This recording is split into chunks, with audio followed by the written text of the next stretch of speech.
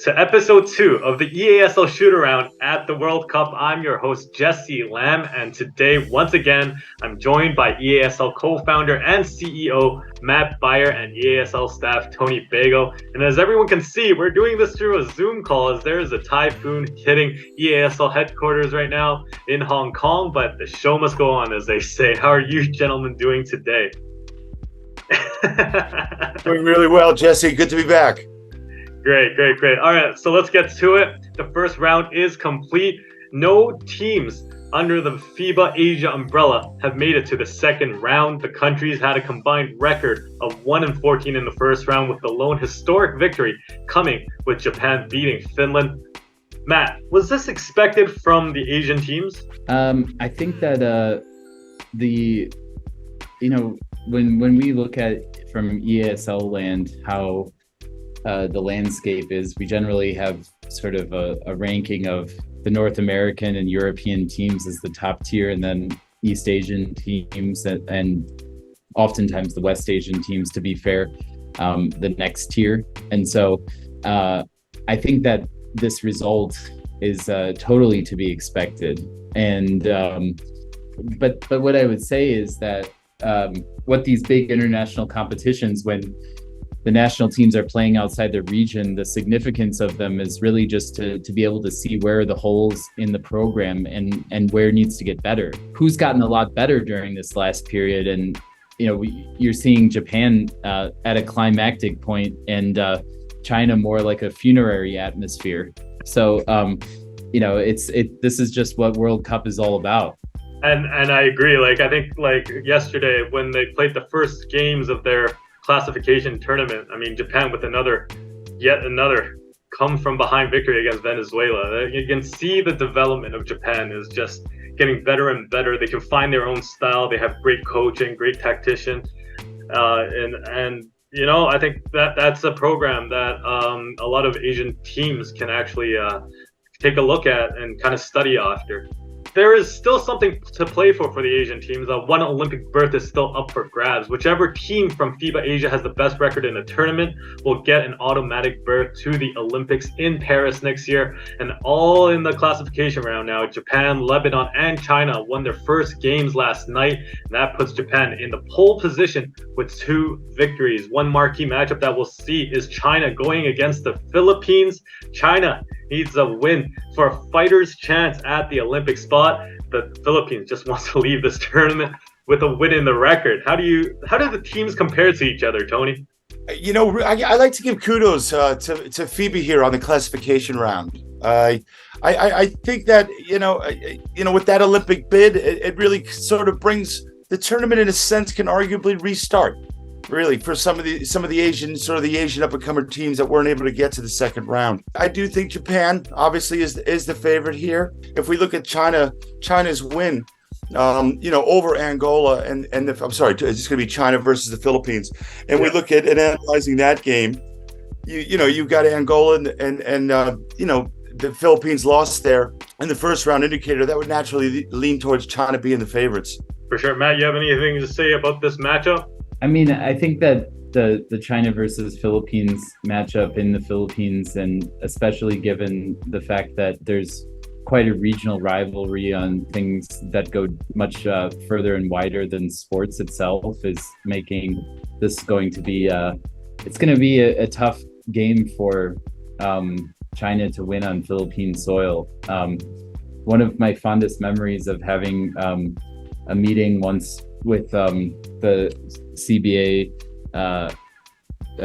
chairman who runs the national team, Mr. Yao Ming, the NBA legend, was that if China had the fans of the Philippines, they would be a lot more dominant in international competition. And so having 23 to 25,000 Filipino fans breathing down the necks of the Chinese team is going to be quite intimidating. Not to mention Jordan Clarkson is sixth man of the year, high quality import player. And I think if you were to have him and Kyle Anderson in a cage match, I'd pick Clarkson. I agree with that, Matt. Jordan Clarkson is coming off a rough game against South Sudan. I think that was yesterday. But I do think if he can get red hot with that crowd and be a bit of a disruption, bit of a disruptive force on the defensive side of the ball, I think it is possible for the Philippines to pull the upset. And and while I do think that China is the favorite, but might be favored going into the game, I do think there's a fighting chance, and I will be pulling for them. I mean, China, they played decent, I think, well enough against Angola to get that one win to keep them off the being eliminated for the Olympic contention.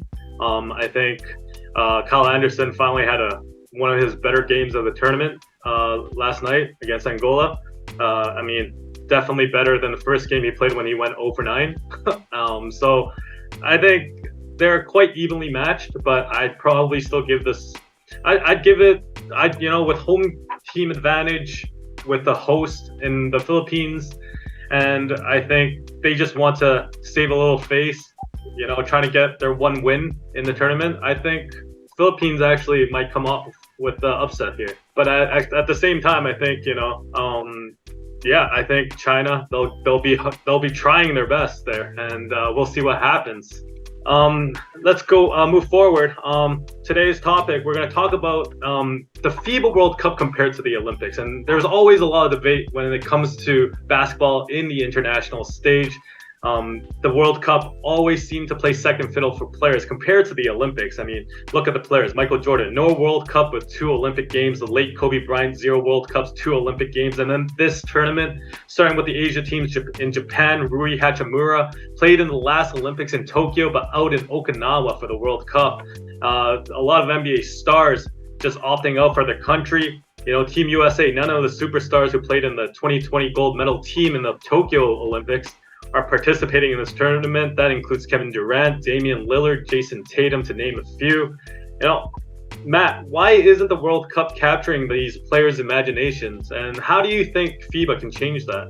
I think that the World Cup is really it's a special thing, because if you look at everyone, I think after the USA Dream Team in 1992 knew all about international basketball. Especially from the more dominant basketball country in the world, which is the USA. And then that really helped to globalize the game of basketball and to show the stardom and the pizzazz and the charisma of basketball to the world. And then you've really seen since the late 90s, early 2000s, the European game increase. But when you go to the Olympics, you're really seeing only a very small group of teams, and there's only usually one Asian team in the competition. And so you don't really get to experience basketball in the true global context, where you would see all the teams from Africa, all the teams from South America, and of course, all the teams from Asia. So when you have FIBA World Cup, you bring in the whole world together, and you get to see all the different styles of basketball that make up that tapestry of what basketball is and why it's a global game. And that's what's really inspiring and special about the World Cup. And I think one of the most special things is you really get to see a lot of players that are role players in the NBA, or stars in the European top teams or in some of the Asian teams. And when they go to World Cup and they play for their home country, or they play as a naturalized player, you get to see them really play in a whole different way, where they carry teams. And it's just exciting to see, players in different environments, like a guy who could do 5-10 minutes a game in the NBA, all of a sudden playing 48 minutes and being dominant, and why those players are where they are in their careers. And I agree. I think when you look at naturalized players and on these smaller market teams like Jordan with Rondae Hollis Jefferson, right now he's the, I believe, he's the 3rd leading scorer in the tournament right now, averaging 23 points a game. And he's American, but you wouldn't have seen him in an American jersey for the longest time, right? And he wouldn't make it. But when he's playing for Jordan, he's on the spotlight. You got the whole Philippines arena chanting Kobe, Kobe, Kobe before in the first round. And then you're able to see a lot of these players transform themselves, make a name of themselves, right? Yesterday, in the Japan game against Venezuela, I mean, Makoto Hijima, who plays for Utsunomiya Brex, part of Champions League last year, I mean, he outscored the whole Venezuelan team in the fourth quarter to lead that comeback, outscoring them 17-15. And I think you can see these players in the spotlight in the World Cup, and I think that's what makes the World Cup great. Tony, do you have any thoughts on that? Well, yeah, I do. I've thought about. I think about this a lot, and some of it might be generational, and I'm not exactly sure. But I still feel winning the Olympic gold is the pinnacle of international basketball, and maybe it's just sort of something about those medals and the gravitas, for the teams, countries, and coaches. That said, I do. The Olympics are facing challenges on a whole. The Olympics on a whole are facing challenges.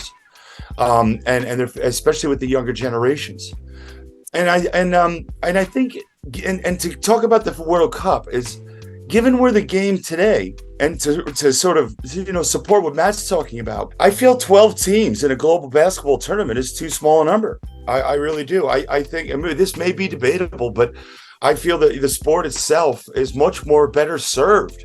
Like basketball in a whole is much better served, by the FIBA World Cup and that continental or confederation sort of qualification format that Matt was touching about with the different countries really gives us, to me, a much more global feel of what's going on in the African game, what's going on in the Middle East game, what's going on in in the West Asia, East Asia, and North. And anyway, I'm very optimistic that the World Cup will continue to gain traction, and it wouldn't shock me if the World Cup champion surpasses maybe the Olympic gold gravitas in 10 years or maybe less, or 20 years time. I don't know. I think you're right in that sense, but I do have a question, is that why do you think players do opt for the Olympics rather than other FIBA competitions?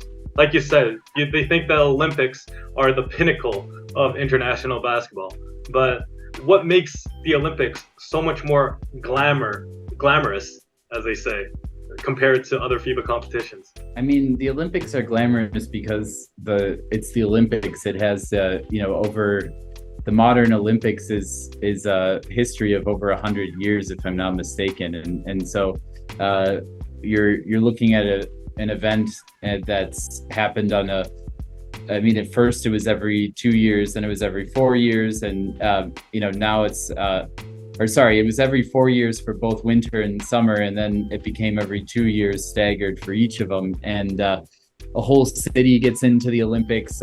Essentially, sometimes a whole country gets behind it. It's always been looked at as sort of a boost for tourism.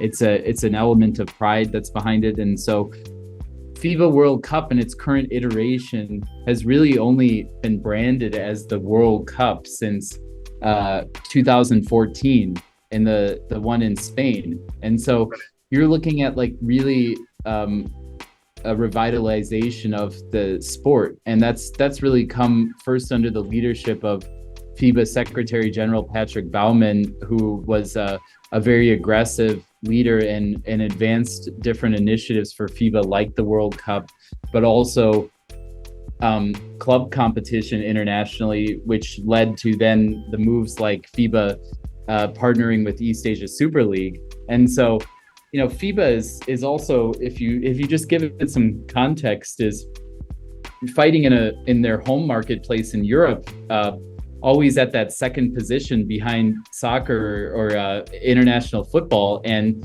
to be in that shadow and to be constantly having to try to innovate and revolutionize the way that you approach the game is really difficult. And so, the fact is, what I find interesting sitting in Asia is that in this modern World Cup context, there's really only been 2 or 3 World Cups, and 2 of them have been in Asia. And so you can see how important our region is for the game. But the thing that I think what we need to do, and what we're trying to do at East Asia Super League, is to rather than be the hosts of the events or the money behind the events, we want to be the stars of the events too. And so that's part of what EASL is doing. Yeah, and I mean, it was called the World Championships before it got rebranded to the World Cup.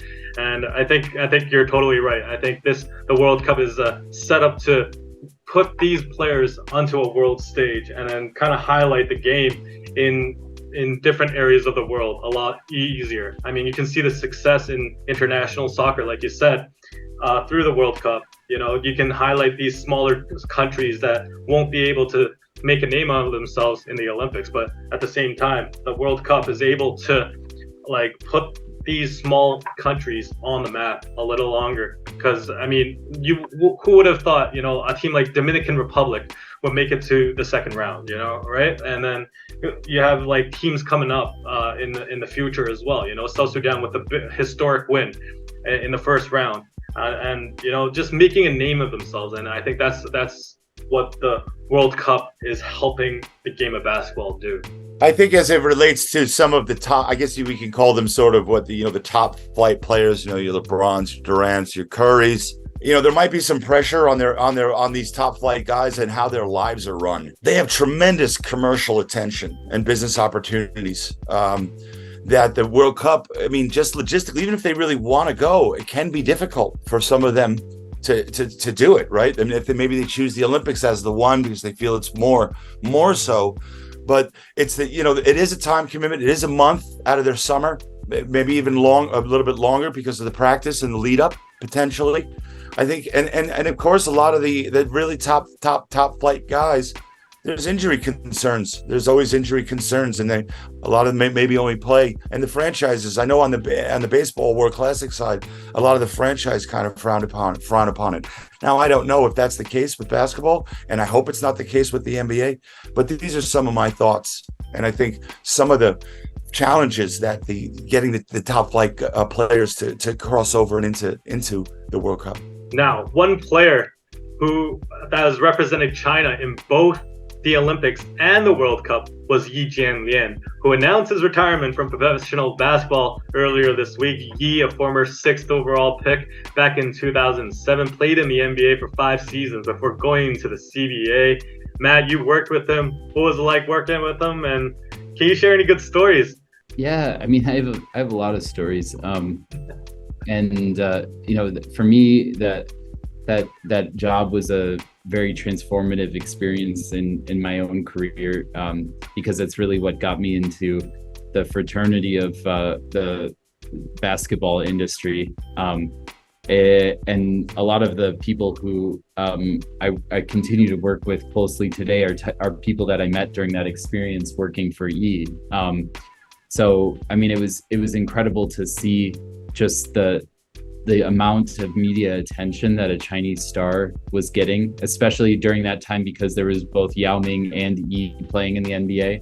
And so every game we had at least 15 journalists from China that were following Yi around. And so a lot of my job was being a liaison to the Chinese media on behalf of the Milwaukee Bucks, in addition to being Yi's interpreter. And so there was just, I just learned a lot about how does an NBA team work? What happens behind the scenes? Like, how do the players function? What's the dynamic of being in a locker room? How to conduct oneself in a professional sports setting? How does a league work? You know, how does NBA All-Star work?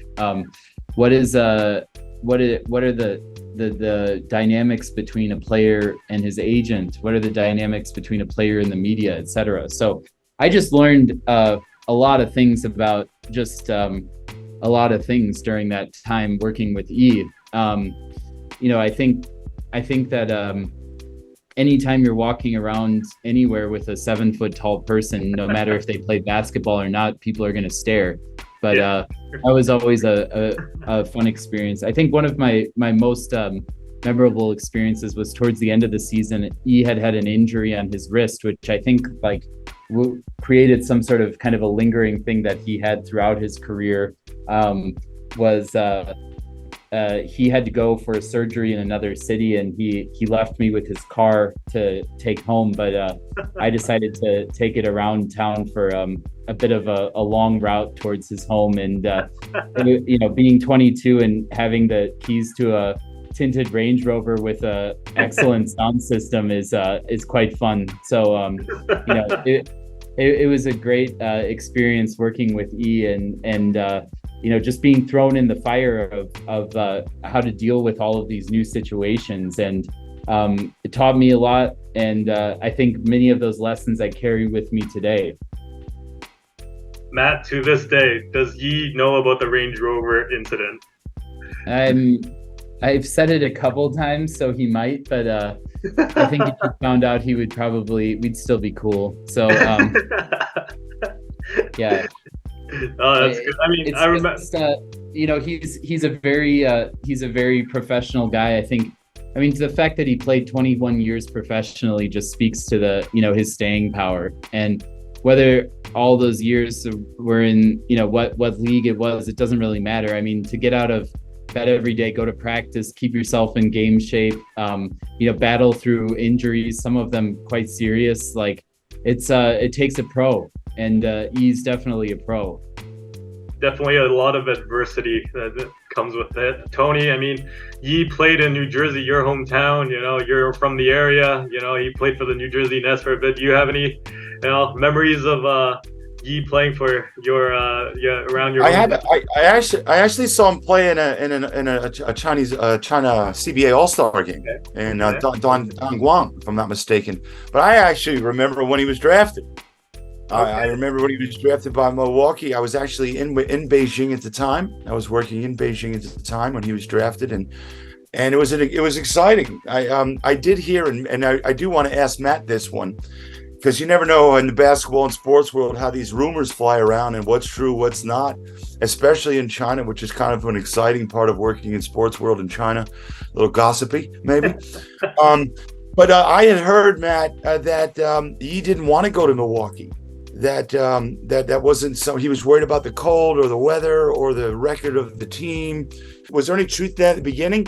And did he then fall in love with the city? You know what? I think and Jesse, you know, being a Hong Kong guy, can probably attest to this more than a lot of people. But Jesse's a guy who's also spent time in Canada. Yeah. I mean, I don't think people from the south of China or any tropical climate really look forward to winters in places like Milwaukee. I mean, I remember seeing him sometimes come out of the parking lot, which, you know, they put the players' parking lot basically where you have to walk like less than 10 steps to get inside, but he'd look like the normal people that walked in from, you know, half a mile away or something. And, you know, so it was definitely a climate shock.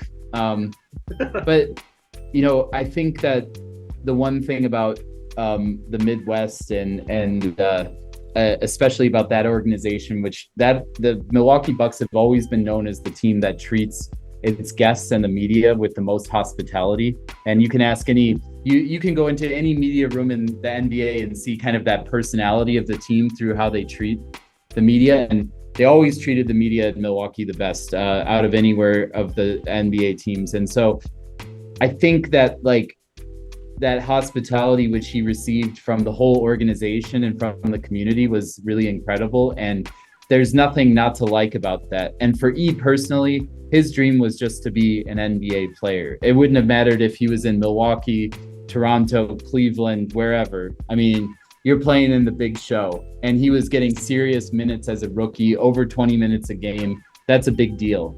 And the team, the coaching staff was very nurturing of him. Now, I never want to speak ill of the dead, but God bless his soul, Dan Fagan, who was his agent at the time and has passed away since, had a reputation as a very aggressive agent. And, you know, he was very concerned about getting E into a big market where there's a Chinese community and he could leverage off of the commercial opportunities of being in a city with a large Chinese community, which Milwaukee doesn't have. You know, when you ask a lot of people back when I was in high school there 20 some years ago, like, you know, what's your awareness of Asia or Asian cultures? You know, they're just like, well, I've seen it on TV, you know, so like that's about how it goes. So you can imagine that life can be a bit lonely sometimes there, if you're you know, a person from China, especially with his stature. But at the same time, a small market is a good thing for any rookie to go to, because you know, you don't have those lights on you like you have in a New York or in LA, you know, where the media just runs you every single day into the ground. And I think that was the positive side of being in a small market. And I mean, he had a storied career in basketball, even internationally. I mean, he started representing China in 2003, making his debut for the senior team in the 2004 Summer Olympics in Athens, and played his last international game in 2019. Matt, what made Yi such a difference maker in the Chinese game compared to other players in the region? You know, it's funny that you mentioned the international game, because